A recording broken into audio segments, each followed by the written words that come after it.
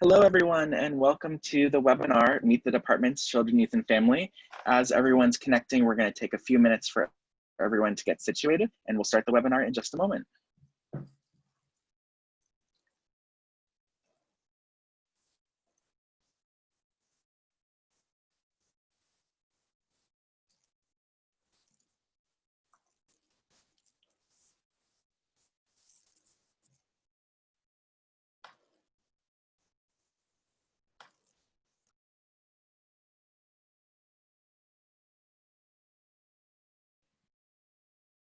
All right, hello everyone, and welcome to our webinar today. This is the third in our Meet the Department series. For the past couple of days, we have been going through each of the three MSW departments here at the USC Suzanne Dworak-Peck School of Social Work. And today we're going to be focusing on the Children, Youth, and Families Department. A couple of housekeeping messages before we get started. This presentation will be recorded and broadcast on Facebook Live. We're also encouraging you to share your questions so that you can learn everything that you'd like to know about this department. So if you do have questions at any time, raise your hand or use the Q&A pod to ask your question, and we'll call on you and you'll have the opportunity to ask your question live here on Zoom. I am so excited that we have incredible presenters today from the Children, Youth, and Family Department. We have Maria Hu, who is a Clinical Associate Professor of Social Work Field Education, a USC MSW alum, and has expertise that focuses on group counseling for children, youth, and families, and in crisis intervention. We also have Lily Ross, a senior lecturer in our school, who is a licensed clinical social worker who has over 15 years of experience. We have Dorothy Nieto Manzer, who's a lecturer in the MSW program, a USC MSW alum as well, and is an expert in trauma-focused cognitive behavioral therapy and managing and adapting practices. Lastly, we are so lucky to have our student ambassador, Brenda Manzano, here today. She recently completed her first year in the MSW program and has elected the Children, Youth, and Family Department. So to get us started, let's go one at a time through all of our presenters and tell us a little bit more about what you do at the School of Social Work. And we can start with you, Maria. Great, thank you. Thank you so much, Leonard, for that introduction. So I provide classes at the USC Suzanne Dworak-Peck School of Social Work. And so I teach integrated learning for social work practice for first-year students and for second-year students. In the midst of that, I'm also considered as a field liaison, where I'm there really supporting our students while they're in field and also working collaboratively with our field instructors. In addition to that, I am part of the first-year placement team, where I assist in placing our students and matching them with their field agencies. So what we do during the summertime is that we're looking at each of our candidates and we start matching them based on their resume, based on their summaries, and really help identify an agency that will help meet their educational needs. Thank you. How about you, Lily? Hi, everybody. I'm Lily Ross, and I'm a licensed clinical social worker. At our school, I teach across the practice lines. So starting from the very first practice class that students might take all the way through to advanced electives in practice with children and adolescents. And I'm a faculty lead for one of the practice courses as well. And I like to say that right now I'm also a homeschool teacher to 2 young children, a lunch lady, a school nurse, guidance counselor, recess monitor. And so my children might invade, but I hope not. Thank you. And Dorothy, you're next. Hi, good afternoon, everyone. So I'm a licensed clinical social worker as well, and I'm a lead faculty for one of the clinical practice classes. As Professor Ross mentioned, I teach across all of the clinical practice classes starting at the first semester. I also teach advanced classes that are electives that touches students across all the different departments. So I'm involved in a number of committees as well and work with a number of the faculty. Thank you. And last but not least, Brenda. Hi, so like Leonard mentioned, I'm an MSW student ambassador, so I work in the Office of Admissions along with Leonard, Ron, and all the other admissions counselors. I'm also a student, so I just finished up my first year, and I'm in the Children, Youth, and Family Department. Excellent. Thank you all for sharing a little bit about yourself. So a lot of our students are trying to decide which of the 3 departments they want to elect for the MSW program. So I'm wondering if you can give us kind of a pitch of what the CYF department is all about. And anyone who wants can answer this question.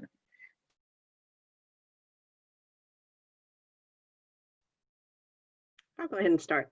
So I meant to mention I'm an alumni as well. So proud to say fight on.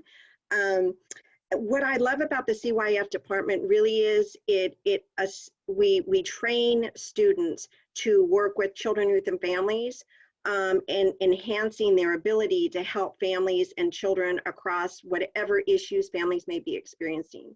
We teach them a number of different skills, significant skills that will help enhance their practice. We teach them how to do assessments. We teach them how to do thorough case conceptualization or formalization. We teach them how to, once they've done that, we teach them what's the best intervention. I always tell my students, we want your work to be intentional, right? We don't want you to just kind of decide, oh, well, I'm going to use this intervention. We want you to be very strategic, based on science, based on research, based on intention in what we're doing. So I'll stop there.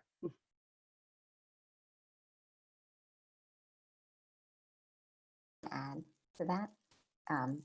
So wonderfully put, Dorothy. I think that in the Children, Youth, and Families department, it's such a broad department, and it's really for anybody who wants to work with children of all ages, all the way up to, you know, young adulthood and their families. And so that could encompass many, many different work experiences.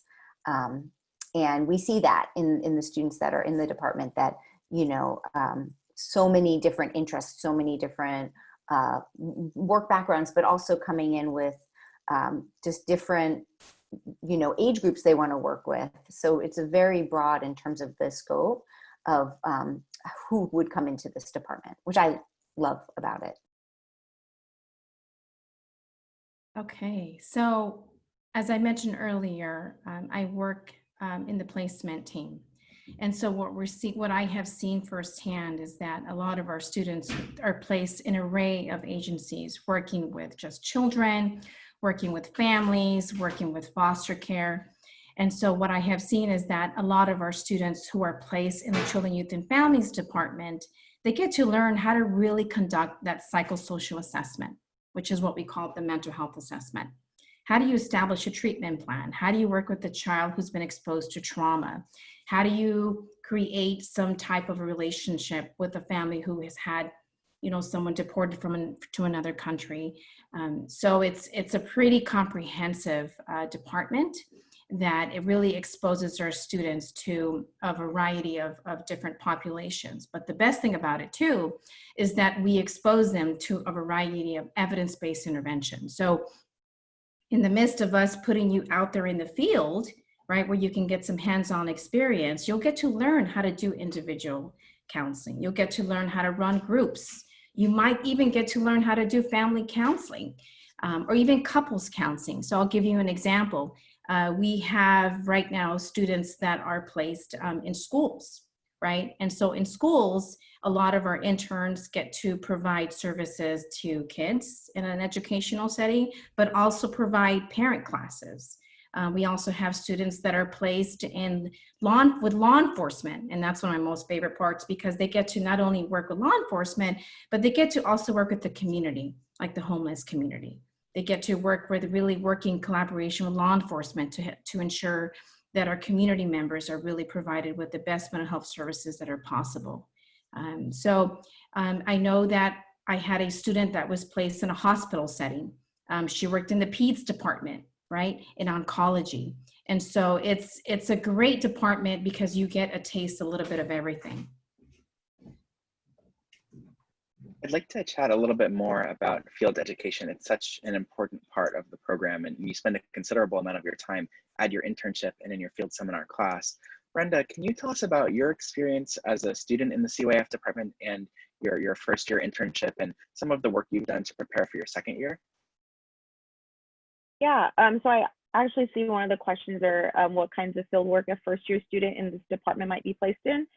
Just like Maria, Dorothy, and Lily explained, the Children, Youth, and Family Department is a really broad department, which for me, I enjoy just because I have a lot of interest. So for me specifically, I was placed in a foster care agency for my first year placement. I did children ranging from to school-age children, but you also have to remember in this department, when you're working with children, you're also working with families and parents. So that is super important. I first internship at the placement, I feel like Leonard mentioned, field work is probably one of the most important things in the program. It's very hands-on. It's learn what all these professors are teaching you, all the skills, and you really get to use them in realistic situations with trauma, with, you know, with all these different challenges. So I feel like field education is really, really important. And I really enjoy how it's not just super specific, people get placed in a specific area, but it's very broad. So for me, I expected to be placed at a foster agency, but I'm really glad I did, because that I really enjoyed, and I'm glad it really broadened my perspective on another agency that I might not have thought I would have, you know, been interested in.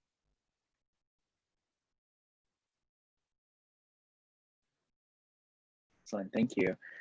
There are some special opportunities that are available to students in the Children, Youth, and Family Department, things like the Public Child Welfare Stipend or the School Social Work Track and PPSC. Can y'all tell us a little bit more about those special options for CYF students? Leonard, if I may speak, I can speak to the school social work track.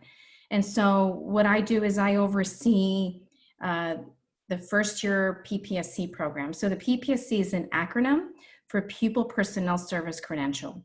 And so we have students that want to go into schools when they get their master's in social work. And so in order to work in a K through 12 as a school social worker, you need to have your credential, which is a pupil personnel. And so what we do is that we offer this track for first year students who are first time going into field, and we offer it for second year students. So I'm going to start first with the first year. And so the way that we do it is that we have our students attend a series of informational meetings. And the reason why we want our students to attend those informational meetings is because we really want them to really understand what it means to be part of a school social work program, the track.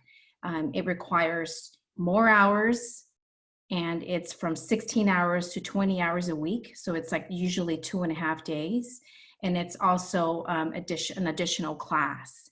And so we want our students that before they sign up, we want them to really understand what the requirements are, right, to get this credential. But another thing is that we want our students to understand that in order to be a school social worker, there's a lot of traits that go hand in hand. You know, schools are very unpredictable. They're a great place where you can get your clinical experience. I'm not sure if you mentioned earlier, Leonard, but I'm also an alumni from USC. I graduated in 2006, and I got my PPSC from USC. And I can tell you that by far, that was one of the most best places where I got the most clinical experience. So I got to really learn, how do you do psychosocial assessments? How do you assess for suicide? How do you assess for child abuse? That's where I got my licensure hours. So we explained to students that it's not just about accruing hours, right? That it's about gaining that clinical experience and meeting the 9 core competencies that I hope we get to talk about later on. And so we explained to the students is that when you start your internship as a first year student, which I'm sure Brenda will probably speak to this, is that you have to do 16 hours a week, which is 2 full days. But if you do the PPSC in your first year, it's 2.5 days. So it's 20 hours a week for your first year. So because it's quite competitive and it's difficult to do schools at the beginning as a first year student, is that we created an application process. So what we do first is we say, okay, first years, you're starting your internship in the fall, okay? We want you to come and attend our informational meetings so that way you can get polished on what it means to get this credential, okay? If you are interested, these are the steps you have to follow. And step number one is that every student who's interested in doing the PPSC in their first year, as a first year internship student, is that they have to apply. And they have to answer 5 questions and they have to submit a resume. Once we get those applications, we have a committee that reviews all those applications. And we only have 25 slots for first years, okay? And so we don't deny anyone, which is great. All we do is defer. So let's say last year, right? Last year, we had about 60 applicants and we can only take 25 students. So what we did is we got those 25 candidates, placed them in the first year PPSC program, and the remainder, we deferred them for their second year. So that way we said, okay, you can do your PPSC, not now, because we want you to get some more experience as a social worker. We want you to get your feet wet and then move into your second year PPSC. I see that someone put a question in there about the application. Yeah, yes. Where is that application accessible? Great question, great question. So the application is sent to those students who've attended the informational meeting that is going to take place in June. The dates have not been solidified yet, but once we solidify the dates, we'll send them out. And it's going to be several dates. They're just it'll be like a webinar. It's only going to be like an hour, because what we found is that before we weren't doing these webinars, and then we weren't letting students know, and they were just applying. And then when they started the program, it was kind of like a culture shock. So we just want to make sure that our students are well versed as to what the requirements are. Thank you, Maria. Would someone like to address the public child welfare program?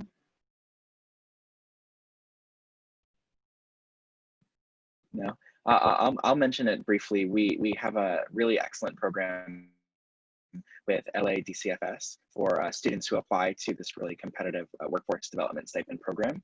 You can take special electives that focus on public child welfare, and in exchange for taking the classes, doing specific internships, and doing a 2-year payback period at a DCFS agency, you can receive some pretty great funding towards your MSW degree. So if you're interested in learning more about that, definitely reach out to the Office of Admission and we can help point you in the direction to learn more about that.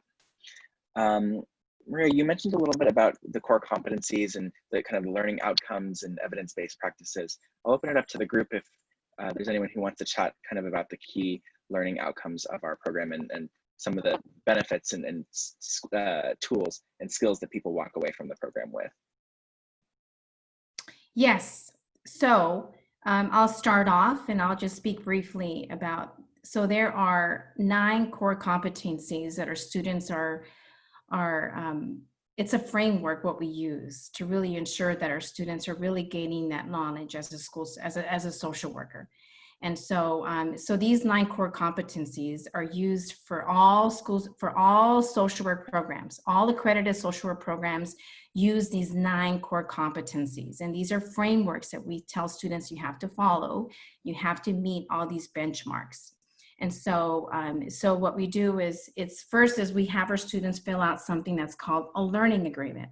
So the class that I teach, as I mentioned earlier, it's called the Integrative Learning for Social Work Practice. I teach it for first-year students and for second-year students. And this learning agreement is so important because it's your roadmap. It's your roadmap, and it tells you what you need to be doing, what hours you need to be reporting, what you're going to be learning. And it really establishes some really great boundaries with your supervisor at your agency. And so within this roadmap, you do this in collaboration with your supervisor, right? But once you fill it out, you're also going to go over the 9 core competencies. And so those 9 core competencies, you're going to look at that as a framework, because we don't want our students to go into a field and saying, okay, well, I don't even know what my benchmarks are. I don't even know what I'm going to be learning. So these 9 core competencies, it's like a recipe. It tells you clear cut as to what areas you need to be meeting, right, in order to be passing field. Because your field internship is a course, right? Not only is it a place where you're going to be reporting to every week, or every day when you're supposed to be there, but it's actual course. We want to make sure, right, that it meets our accreditation standards. Can I just add that just from the practice curriculum perspective, we work very closely with field. So we're always thinking about, as practice faculty, what can we bring into the classroom setting that can help the students in the field setting? And so I always am asking, and I see Dorothy nodding, what did we teach you this week that you were able to utilize last week? And so and we're always sort of checking in on that. So it's not like students aren't just thrown to their field placements and they have their field faculty. They also have the rest of the CYF curriculum that I think we do a really good job in our department of making sure there's a lot of integration and alignment throughout the department. And just to add to that, the classes are really dynamic in that it's not just you come to class and it's, all PowerPoint. It's a lot of dialogue, a lot of discussion, a lot of activities. I always tell, because I teach the practice classes, I always tell my students it's a practice class. So we're going to practice, right? We're practicing. We're going to discuss the key concepts. We're going to discuss the clinical skills we want you to take away from today's lesson. And then we're going to practice it. So it involves role plays. It involves modeling. The professors will role model the skills and the concepts, and then it involves them doing breakouts or doing role plays with each other so that they can practice the skills with the goal of they will not only understand the concepts, but they can apply it and then take it out to the field. And I know that I'm very specific in asking the students where are their internships, right? Because then I like to talk and address, oh, you can apply this skill there, you can apply this skill there. So just to piggyback on what Maria and Lily have said. We all kind of are in it together. Leonard, if I may add, because I know, sure. So in terms of the competencies, I love what Dorothy's mentioning, because that's really what you learn in the classroom. And it's so important, like she said, it's like what you learn in the classroom, we want to make sure that it's going to be applicable, right? We want to see if you can transfer that, right, to field. And so when you're learning that, when you're in your field placement, as I mentioned earlier about the 9 core competencies, so like the first competency, that the framework that you're going to be really looking at, are you able to really demonstrate an ethical professional behavior? Some students are like, well, I have no knowledge of social work, so how am I going to know all of this? Well, the great thing is that you're not going to do this alone. You're going to be supervised by a field instructor who has her MSW, who has experience being in the field, and you will be with that person and be provided that supervision on a weekly basis. So for example, within this competency, we really want to ensure that our students are able to really understand our code of ethics. So for example, let's say that I'm your student, I'm your field instructor, and you're with me. We would be sitting down in supervision and talking about what is our code of ethics? What does that mean? How do we apply that to our scope of practice? And then another area that we look at in competency number 1 when you're in your internship is, are you able to self-regulate and self-manage and maintain professional roles using boundaries with clients? So we get it, right? When you're out in the field and you're providing services to children and to families, right? Certain buttons might get pushed in a certain way, okay? And it may bring up and it may evoke all sorts of emotions. And so that's what supervision is about, is to really talk about, like, what does it feel like when you work with a client who's experienced a trauma, right? And so we want to ensure, right, that our students are able to self-contain themselves, right? And not have a nervous breakdown when they're in the midst of providing services to clients, okay? And then the last thing that I want to mention is, we tell students documentation is a big piece when we're in the field. And we say, if you don't document, that means it never happened. So that's one of the biggest pieces that we want our students to really learn, is to learn how to document, learn how to really document your sessions, whether if they're groups, whether individual, whether if they're assessments. So I can go on and on with these competencies, but the first competency, it's really teaching you how to really demonstrate ethical professional behavior. The second competency is engaging in diversity and difference in practice, right? The third competency is really advancing human rights, social and economic and environmental justice.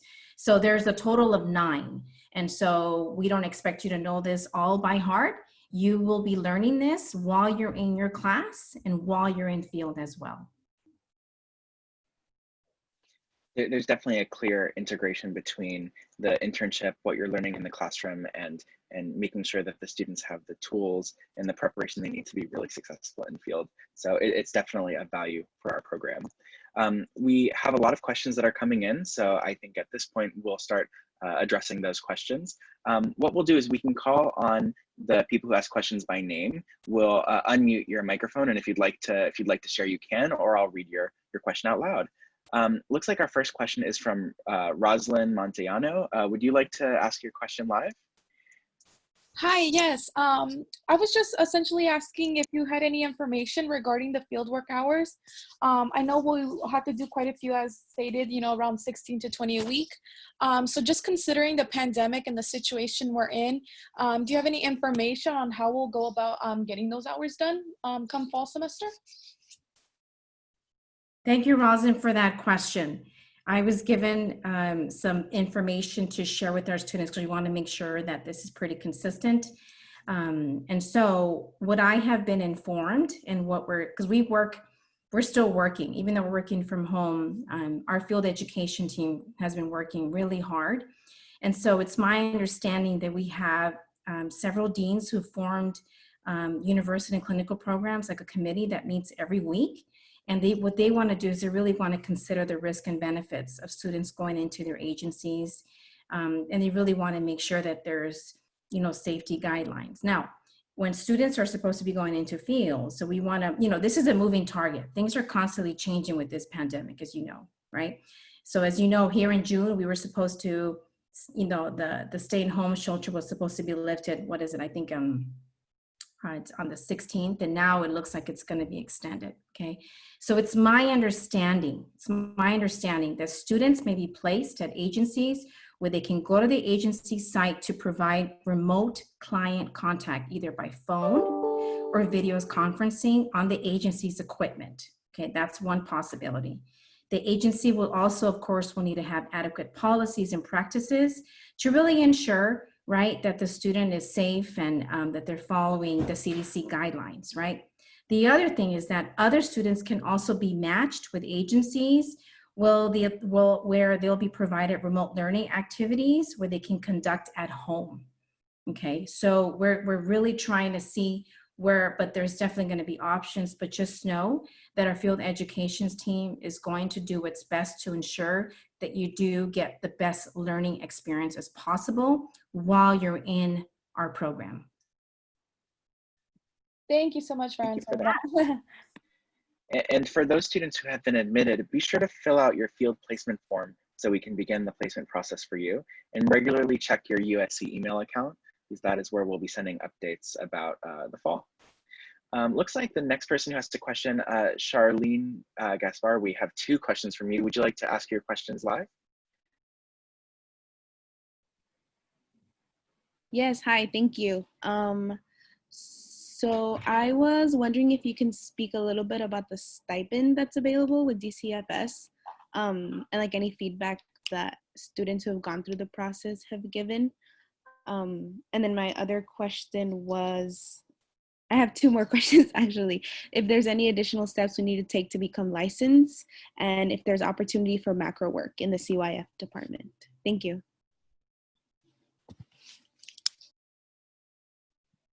You can go ahead. Okay, I'm going to answer the later half of your question. Okay, so in terms of licensure, so our students are placed when they're in their second year, they're placed in a class that is integrated advanced for social work practice, and that's 698 and 699. And so in that class, what we do is we really try our best to really educate our students as to the steps that they can take to get licensed. And so we even provide you with like webinars that you can attend. So those are some of the things that we would provide you with some information. And actually one of the assignments consists of doing research as to what you can do to get licensed. And so what we do is we really take a proactive approach in really supporting our students to pursue that licensure if you are interested. So that's one piece that I can speak to. I know that there are a series of classes that you need to, that professionals need to take in order to get licensed. And I do believe that USC offers some of the classes, and you would just need to look at some of the class requirements and consult with your academic advisor and determine if those classes meet your requirements. Maybe I can just piggyback on that for you, Charlene, and for those of you that are interested. So post-graduation, you need to accrue in California a certain number of hours to be eligible to sit for the licensing exam. So, and those hours don't begin accruing until you do graduate and you register as an associate social worker. So there's, as Maria mentioned, there's all kinds of support that you will get and guidance as you approach that in your second semester or your fourth semester towards graduation on how to begin that process. And there's a lot of faculty that are licensed and have been through the process that support you. I know that personally. I do that for my fourth semester students who are graduating. We talk on the last day about licensure and what that involves, what they need to do, all of that. Awesome, thank you. Oh, yes, Lily, go ahead. I also wanted to add about the question that you had about DCFS, and I think that there's another event, isn't there, for the stipend? Yes, we will be doing a stipend presentation. I want to say towards next week or the following week. So if you're interested, keep an eye on your email account, and we'll be sending you updates about our future webinars. Okay, Thank you so for bringing that up. No problem. So what I was going to add is that we see the stipend students in our classes, and you know, they oftentimes will bring really good, you know, they'll talk about their internship experiences, and in the practice classes, you know, we're providing them with tools that they can use in no matter where they're placed. And so there's a, you know, a tremendous amount of support for the stipend students in the stipend. You know, the field faculty who work in the stipend are amazing, and also in all of the other courses that students take. And, you know, the students who I know who have done it enjoy it and make a choice that, you know, that's where they want to be going in terms of their professional career as well. Thank you for that. Looks like our next question is from Jennifer Rosales. Jennifer, would you like to ask your question live? Hi, yes. So I'm currently a third year and I'm looking to apply to grad school next year. So I just had like a general question, just like what is something that like stands out on an application for the MSW program, or if there's any recommendations, especially given the circumstances with it's hard to get like experience or internships right now. Just curious about that.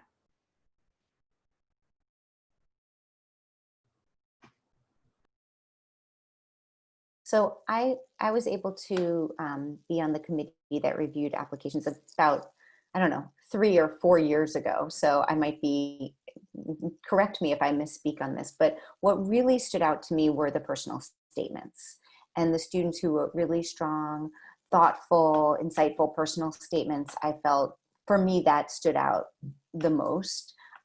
Just being able to, you know, have that linear writing style and also saying something about what you would bring to social work. That was what stood out for me when I was reviewing applications, but maybe. Thank you.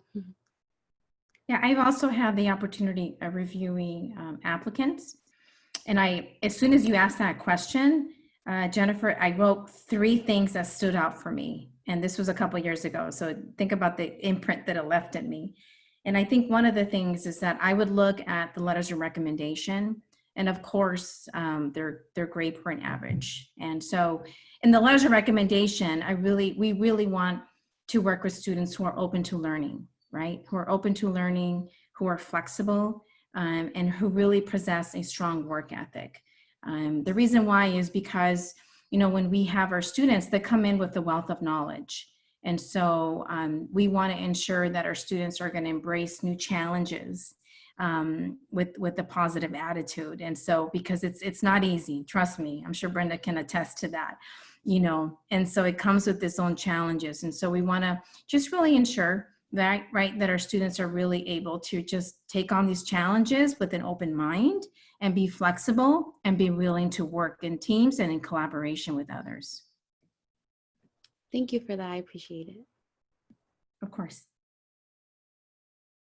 Next up is Myra Ramirez. Would you like to ask your question live?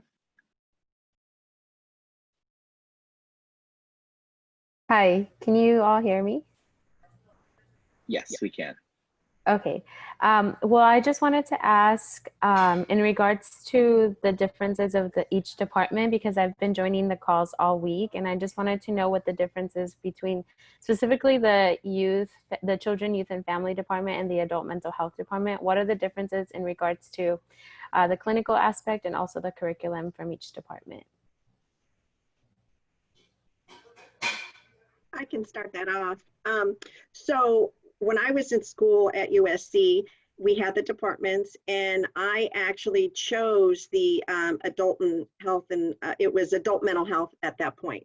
But now I'm working in children, youth, and families. I think the biggest difference is that, you know, the focus and the focus. In children, youth, and families, we're focused on children, youth, and families. And so all of our curriculum is geared towards that, beginning at the theories, developmental theories, moving up to interventions and the evidence of what will work best with those particular populations, with children, youth, and families. And so I found that even though I worked, my concentration or my department when I selected in grad school was adult mental health, and now I've spent 25 years working in children, youth, and families, I have found that children, youth, and families really help support what my goals and passions are, which is working with children, youth, and families, both in prevention, early intervention, and intervention. So. If I may add, thank you for that, Dorothy. And so you said something that really stood out for me because I'm looking at your question, Myra. I saw the word torn. Right. And so it's like, we want it all, right? We want all of it, right? And so I guess one piece of advice that I can give you, Myra, is to follow your gut, follow your passion. If you really want to work with children, eventually you're going to work with adults, right? But if you don't want to work with kids at all, then you can go into adults, but just so you know, you might still work with kids. And so, you know, mine is a little bit biased with the children, youth, and families departments. You're like a jack of all trades. You get to work with adults, you get to work with children, you get to work with adolescents, you know, and so it's a little bit of everything. But just so you know, that just because you started one way doesn't mean that you're going to just be that's set in stone for life and you'll never go. No, as you can see, right, with Professor Manzer, right, she started with adults and now look at, you know, she's a professor with us and working in the children, youth, and families department. So it's going to take you into the direction where you feel. So I would say follow your heart, follow your gut, because that's usually the right place to start. I just wanted to give an example of a lesson that I do in one of my classes, just to give a taste of what children, youth, and families. So in our child development practice class, we talk about children throughout the developmental stages. And one of the lessons that we do when we talk about little ones, like 4 and 5-year-olds, is I bring Play-Doh. And we play with Play-Doh in class, and it's a little messy, so then I'm always, you know, cleaning it up. And we talk about how to use Play-Doh as an assessment tool. What kinds of things can you assess for a little child? What could you do if you were working with a whole family and you were playing with Play-Doh with that whole family? And in the Children, Youth, and Families department, these are the things that we're going to be talking about throughout all the developmental stages of youth. And so why would Play-Doh be really good for little ones, but not appropriate for an adolescent? So we talk about the difference in the ages too. And so just a taste of kind of what you're going to be learning in the classes and how that might look different if you're in the adult mental health department. There, I'm guessing, is no Play-Doh. That's a great pitch for CYF. And we also have the opportunity for our students to take 3 electives during their time in the MSW program. So if you're interested in taking a class from one of the other departments, you can really take advantage of that flexibility. And I believe the way our program is structured too, the first semester is our foundational core, and you get a really solid foundation in the whole 360 look of what social work is. I'd like to ask next, Arthur Gonzalez, would you like to ask your question live?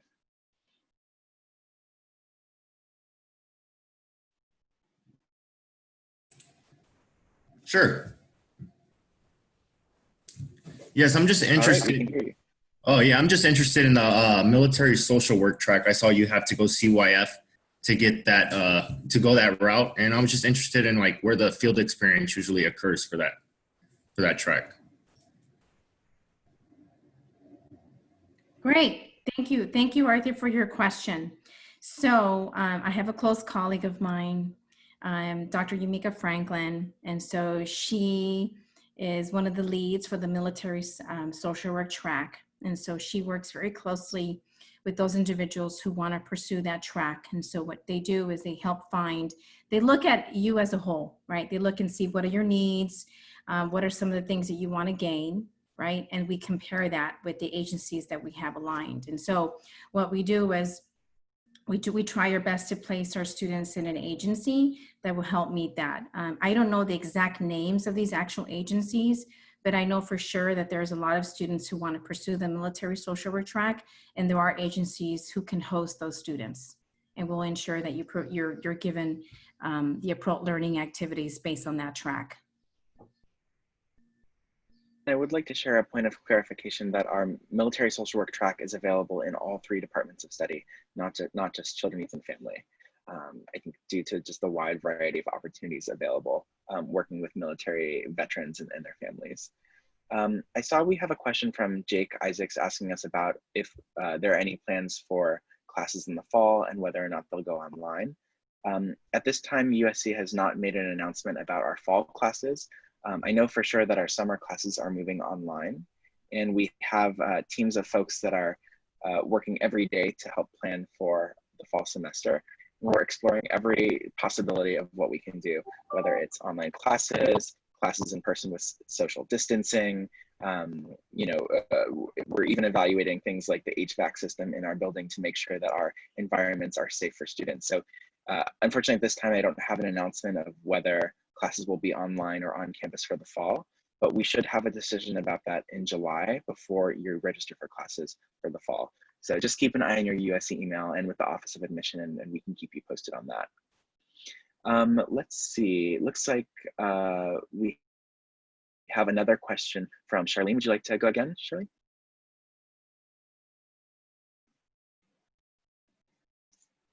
Yes, hi. So I'm sorry, I'm on my mom's Zoom account, and so I'm looking at her picture and it kind of just throws me off. I'm really interested in macro work for children and families, but one of my career goals is to get licensed because I do eventually want to do one-on-one therapy with families. So I'm trying to decide if the Sky department or the CYF department would be a better fit for me. I was wondering if you could share a little bit on if there are opportunities for macro work within the CYF department. Thank you.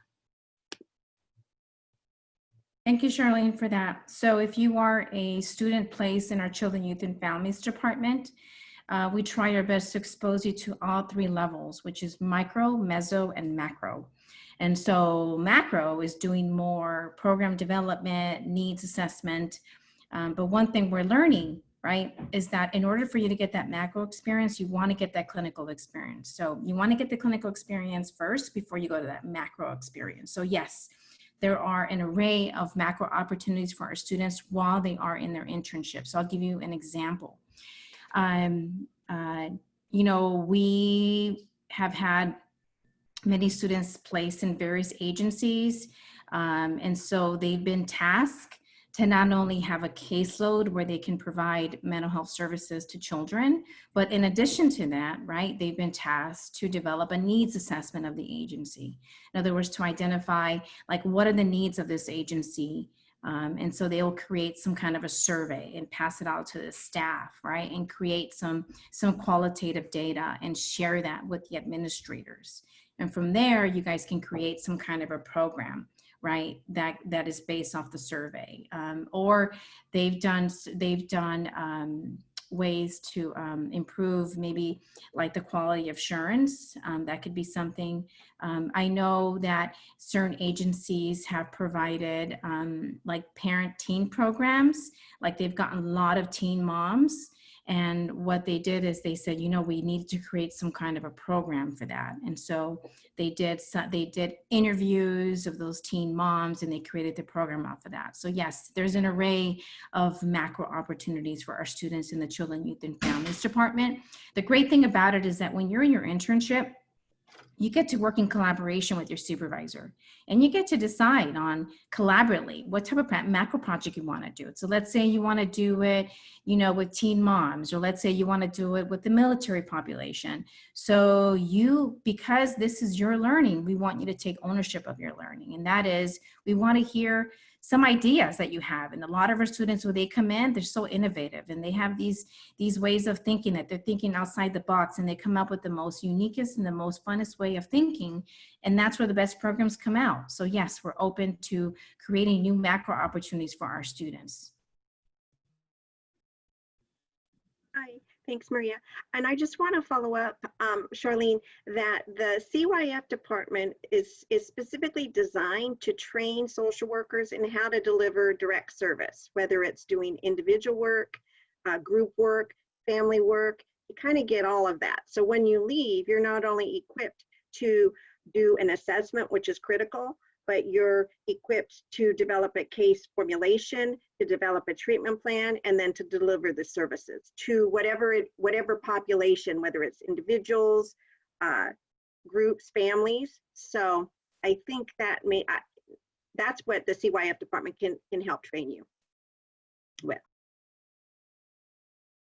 Thank you. Brenda, I have a question for you. There's a lot of worry from our students about the pandemic and how it may affect their experience in the program. Could you tell us a little bit about your time as a student in the program during COVID-19? Yeah, so luckily, my first year internship, I did get to do about half of it in person, but the second half I did have to work remotely from home. I think because when internship, you get a field supervisor, so you're working with this person directly, so it's not like, you know, they're just throwing you into field and they're like, okay, go learn and do whatever you have to do. You have like a direct supervisor, which I felt I always leaned on her. I met with her for weekly supervision weekly, and so she kind of helped me access and, you know, work remotely from home. So I feel like it was definitely a big change, but I still got good experience, and this program is about being flexible and change. So I felt like for me, it was just another learning experience. That's what I took from it. But I did work directly from home. So like I mentioned, I was placed in a foster agency. So basically I use right now Zoom, FaceTime, Google Duo, and I still provided my clients with resources, mental health assessments, but I just did it virtually. So that's kind of how we did the change. So I feel like if field was online due to the pandemic circumstances, I feel like you would still get maybe not that in-person contact, but you would still be able to do, you know, mental health assessments, helping your clients with resources, but it would just be virtually. So that's how I took from it. I mean, I prefer in person, but like I said, I feel like this really taught me how to be flexible with change. So I mean, that was the positive I took from it.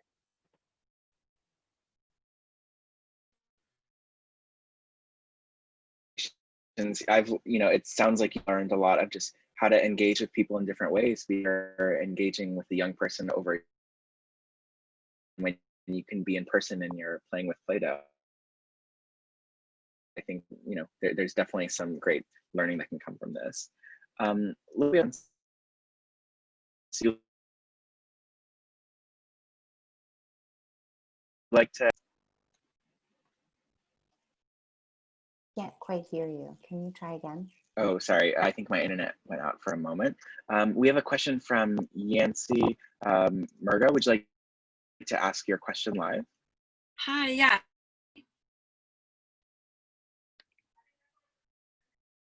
Hello? Can you hear me?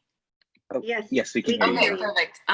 So this was a question for Professor Maria, who sort of more specifically, I was wondering if you could speak a little bit about your work with immigrant populations and how that sort of relates to the CYF department and maybe how that overlaps with the other departments.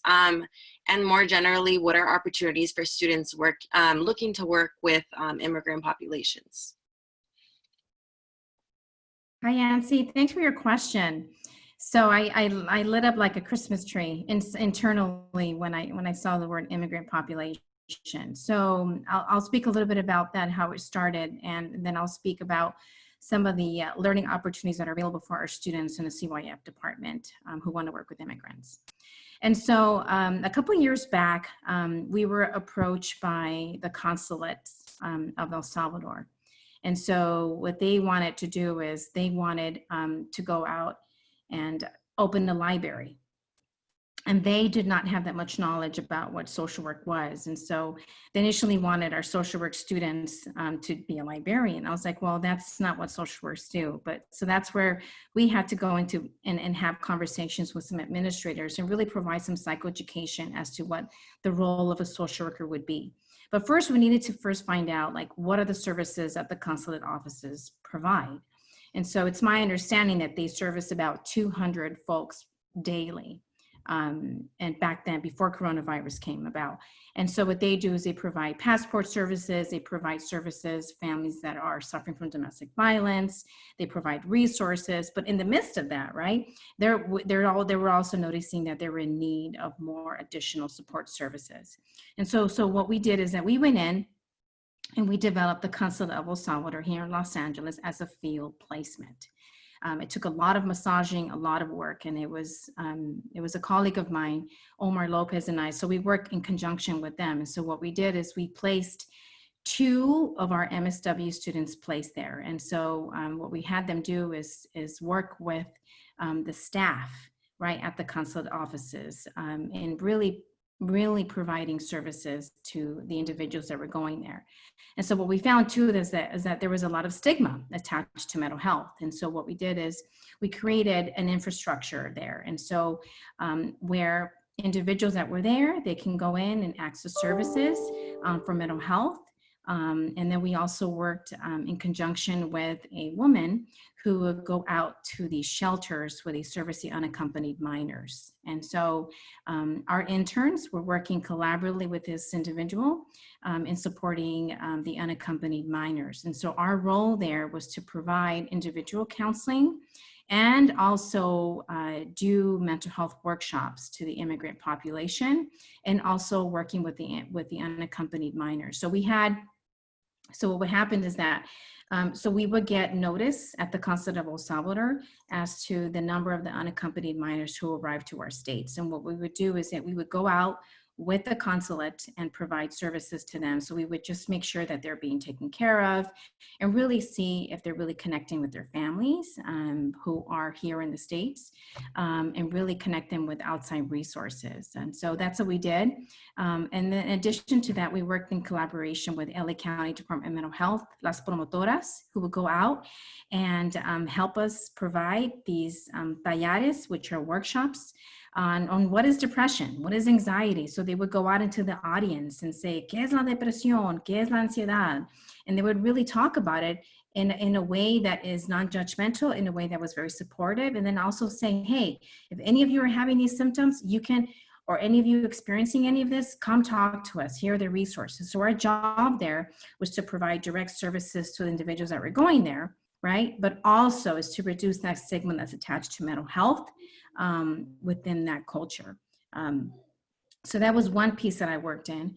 And so another piece I worked in is with the immigrant population, and that is working in schools. I ran cognitive behavioral for trauma intervention in schools. I ran groups for these undocumented immigrants that were at our schools, and I ran groups with them. So we're seeing that students that are placed within the children, youth, and families, they interface with various immigrants, and we're educating them and saying it's not just the Latino population, you know, it's people that are coming from Europe, people that are coming from China, who are also considered immigrants. And so, yeah, and so what we do is in the Children, Youth, and Families Department, what we do in our classes is really teach them, right, what it is to work with an immigrant population, what it means to be culturally sensitive and culturally informed. We use the four, I know in my classes, I use the four pillars of culture, and we talk about what that means as a social when you're going into the field. And so what we're finding out too is that with the SCI department, which is a social change and innovation, it's a great department because not only do you get that experience at the macro level, but you're also required to work at the micro and the meso level. And so I just want to make sure students are aware that it's not just macro that you do in SCI, you do micro, meso, and macro. You do all three levels. So students are actually required to do micro work during their first semester. Thank you. Those are some really excellent initiatives and programs that you're working on. We have a few minutes left before the top of the hour, and I want to be respectful of everyone's time. In closing, I'd like to ask everyone on the panel to share kind of in the, you know, many of our students are not only choosing between Department of Study, but they're also deciding what school they want to pursue their MSW at. And I'm wondering if you could share a bit about what makes USC a really great place to earn your degree from. And whoever wants to go first can start us off.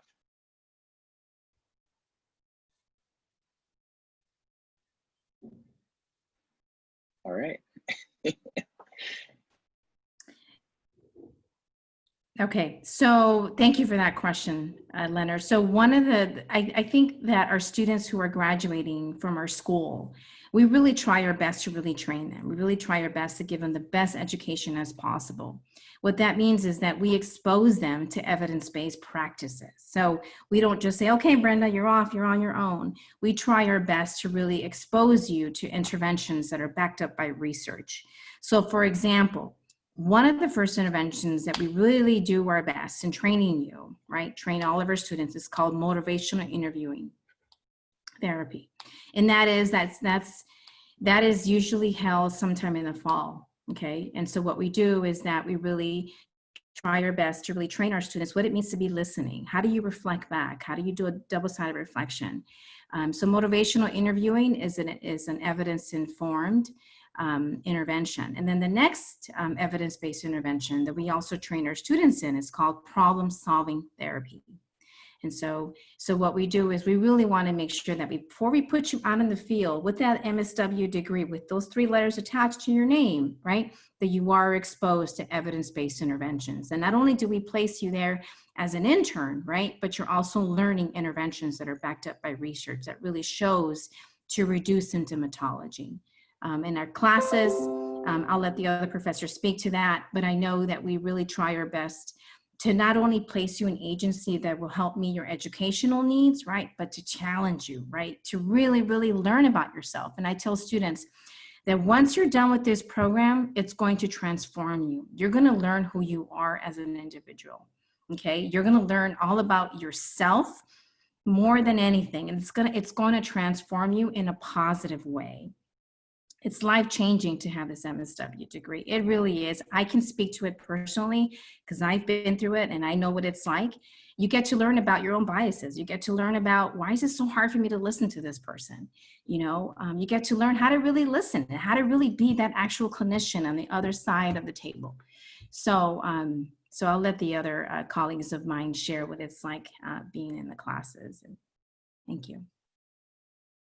I'll go ahead. So I'm an alumni, as I mentioned, and I will be honest, I never looked back. It was the best investment and decision, career-wise, honestly, that I've ever made. And I say that not just because now I work for them full-time. I truly, truly believe that. Also, just to piggybacking on what Maria said, in the coursework, you're actually being not only introduced, but we're working with you to teach you how to implement and use those evidence-based and evidence-informed interventions, which is critical. So I'll leave. So I'll go last. I think I'm the only panelist who didn't get my MSW at USC. And I'm pointing that out because it wasn't a choice. It was just that I lived on the other side of the country. And so I wasn't relocating yet to LA. But when I started working here, I realized, you know, they say, welcome to the Trojan family. And it really feels like that to me. And as an educator in this program, I can see how all of the pieces go together, how the field work goes with the coursework, goes with the research, all the classes you take, and how hard we work as a team to really provide that continuity of care for our students. And then they in turn learn how to do that for their clients. And so I think that there's a real sense of alignment, and I see that in students. And what you said, Maria, about how the program, you know, being an MSW program changes your perspective of who you are. I think that's so true. And I was actually just talking to a colleague who's an alum of our program, and she said the same thing, that she learned so much about who she was from just being in the program. So I think that you know, that's what I really love about working here and also being part of this community. All right, Brenda, you're last. Yeah. So like Maria mentioned, I feel like even though I'm only halfway in, I've learned so much about myself, so much about the social work profession in itself. It's really how I want to contribute to the profession. So this program has taught me like what populations I might be interested, what interventions I might be interested in. I just have truly learned so much about myself, and I can really say that choosing this school was probably one of the best decisions educationally that I have chosen for myself, because you get support from everybody, just from how you see all the support that we're offering through this webinar. I've gotten support from all the faculty members, through supervision, through my field liaison. I've gotten support through every aspect of this journey. And I know that since I'm only halfway done, it's only going to continue up until I graduate. And USC for me has also provided a numerous amount of networking and networking skills. So I feel like how Maria had mentioned and touched on, that they really do try to place you in agencies, and they really do have a connection with multiple agencies. So I feel like when I come out of this, I know a lot of people have asked me, are you worried about getting a job after? And for me, I don't think that's ever been a stressor for me. I've never been worried about, I wonder how long it's going to take me to find a job. That's not for me a problem, just because everybody in this program offers me support, and I feel like they do such a good job with networking for their students that it's not really a stress. So for me, it really is one of the best decisions I've made to get my degree here. All right, well, thank you all for joining us for the webinar today. A special thank you to our 4 presenters, and to all of the students that are watching live. If you have any additional questions, please feel free to contact the Office of Admissions. We are definitely happy to help. And I wish you all the very best, and stay safe and healthy. Take care, everyone. Thank you, everybody. Bye.